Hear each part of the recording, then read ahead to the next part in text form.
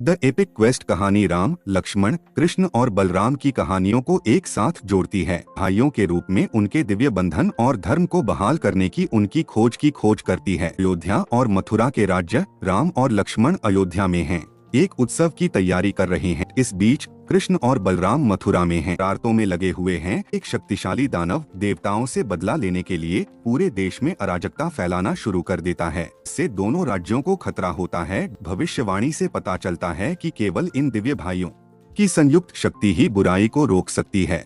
राम और लक्ष्मण को कृष्ण से आसन्न खतरे के बारे में संदेश मिलता है। कृष्ण और बलराम से मिलने के लिए निकले भाइयों को विभिन्न चुनौतियों का सामना करना पड़ा, जिनमें छोटे राक्षसों के साथ लड़ाई और कौशल और नेतृत्व। लक्ष्मण उनकी अटूट निष्ठा और साहस, नीतिक सोच। बलराम उनकी ताकत और कृषि ज्ञान जो ग्रामीण की मदद करता है।